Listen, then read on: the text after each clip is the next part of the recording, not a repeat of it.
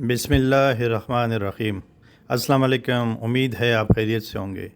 آج میں ایک تقابلی جائزہ لوں گا، یعنی کہ ڈفرینشیٹ کروں گا کہ پی ایس ایکس یا کرپٹو پاکستانی انویسٹرز کے لیے بیسٹ آپشن کون سا ہے، کیونکہ کرپٹو کرنسی کے بارے میں بھی یہ باتیں سننے میں آ رہی ہیں، پرنٹ میڈیا میں آ رہی ہیں کہ اس کو اسٹیٹ بینک لیگلائز کرنے والا ہے اور یہ اویلیبل ہوگا پاکستانی انویسٹرز کے لیے۔ حالانکہ اس میں Pakistani investors, young investors already کافی انویسٹڈ ہیں، لیکن یہ اس کو لیگیلٹی حاصل ہو جائے گی حکومت پاکستان کی طرف سے۔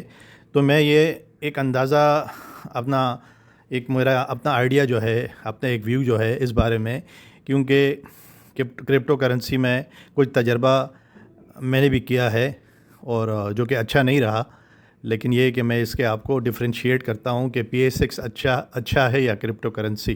آپ میرے ساتھ رہیں۔ پہلے ہم یہ بات کر لیتے ہیں کہ پی ایس ایکس کی ایڈوانٹیجز اور ڈس ایڈوانٹیجز کیا ہیں۔ ایڈوانٹیجز میں سب سے پہلے یہ ہے کہ ایس ای سی پی اس کا ریگولیٹر ہے اور یہ سیف اور لیگل ہے۔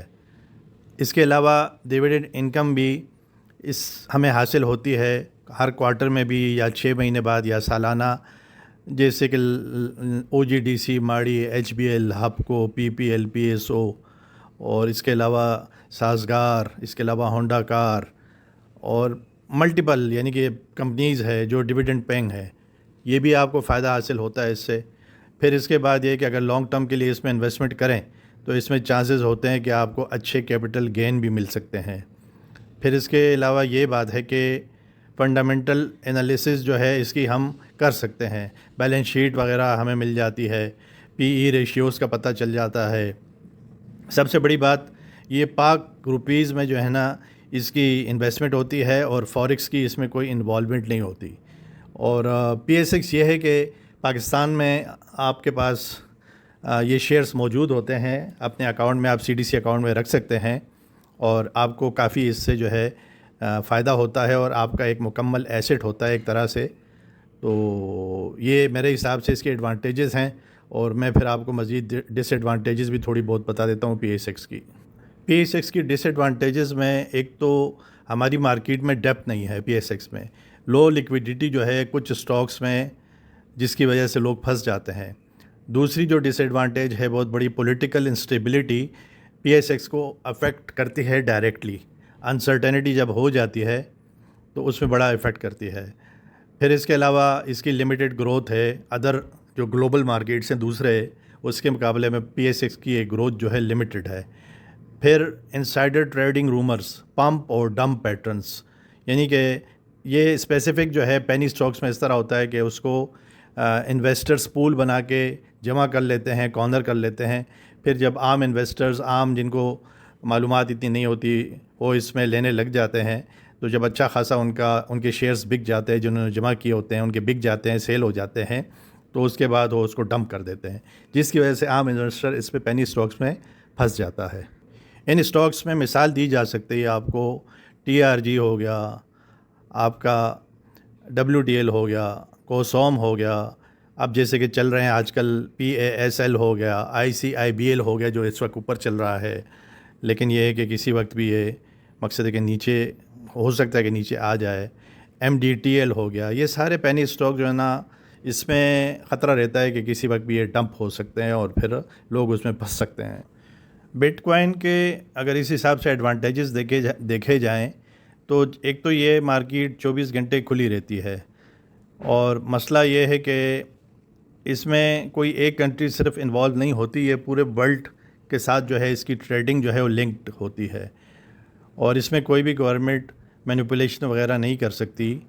اب جیسے کہ بٹ کوائن اگر دیکھا جائے تو ایک وقت میں 2019-20 کی بات ہے کہ یہ 3-4 ہزار تک بھی اس کی $3,000-4,000 پر بٹ کوائن تھا۔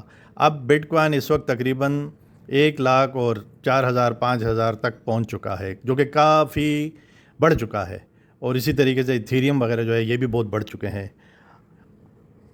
ڈس ایڈوانٹیجز کو اگر ہم کرپٹو کرنسی کے دیکھیں تو یہ بڑی ہائیلی وولیٹائل ہوتے ہیں، اس میں روزانہ کی بنیاد پہ 20 سے 30% سوئنگز ہوتے ہیں۔ ابھی تک پاکستان میں یہ لیگل اسٹیٹس اس کو نہیں ملا ہے، اور اس کے علاوہ فنڈامنٹل بیکنگ بھی اس کی نہیں ہوتی، پیورلی اس کی ڈیمانڈ سپلائی کا چکر ہوتا ہے۔ آپ کو میں مثال دے سکتا ہوں، 2021 میں ڈوج کوائن نے لوگوں کو ملینئر بنایا، لیکن اس کے بعد 80% گر گیا۔ اتنا رسک کوئی بھی نہیں اٹھا سکتا۔ کرپٹو کرنسی میں یہ بہت بڑا مسئلہ ہے۔ میں آپ کے سامنے ایک چارٹ پیش کر دیتا ہوں جس میں کہ PSX اور کرپٹو کے بارے میں فیچر الگ الگ ان کے میں بیان کر دیتا ہوں، لکھے ہوئے آ جائیں گے، آپ ان کو دیکھ لیجئے گا۔ لب لباب جو ہے دوستو یہ ہے کہ PSX سیف ہے انویسٹمنٹ کے لیے۔ کرپٹو کرنسی میں ایک خاص مائنڈ سیٹ کا، اور خاص کر ینگ جو لوگ ہیں 25 سے 35 سال 40 سال والے، وہ کر سکتے ہیں، لیکن اتنا کرنا چاہیے جتنا وہ نقصان اٹھا سکتے ہوں، کیونکہ کرپٹو کرنسی آپ کو سوئنگس بہت زیادہ دیتی ہے، اور اوپر بھی جائے گی نیچے بھی آئے گی، اور آپ کو کچھ پتہ نہیں ہوگا کہ رات میں بھی، رات کو سو جائیں گے آپ، صبح اٹھیں گے تو آپ کا پورا کیپٹل صاف بھی ہو سکتا ہے۔ کرپٹو کرنسی سے اگر آپ بالکل بھی نہیں رہ سکتے، یعنی کہ اس میں کرنا چاہتے ہیں کام، جب یہ لیگل ہو جائے پاکستان میں، تو کچھ حصہ اپنے انویسٹمنٹ کا، زیادہ نہیں، 5% یا 10% اپنے حساب سے آپ اس میں پیسہ لگا سکتے ہیں، اگر آپ کو شوق ہے کرپٹو کرنسی میں ٹریڈنگ کرنے کا۔ یہ ویڈیو اگر آپ کو پسند آئی، میرے چینل کو کائنڈلی لائک، سبسکرائب، شیئر کیا کیجئے، اور میں ممریز خان، میری طرف سے بیسٹ ریگارڈز۔ اللہ تعالیٰ آپ کو قرض مرض سے بچا کے رکھے، اللہ تعالیٰ آپ کو خوش آباد رکھے، اللہ تعالیٰ آپ کو، مجھے سب کو سلامتی دے۔ میں اجازت چاہوں گا۔ السلام علیکم، اللہ حافظ۔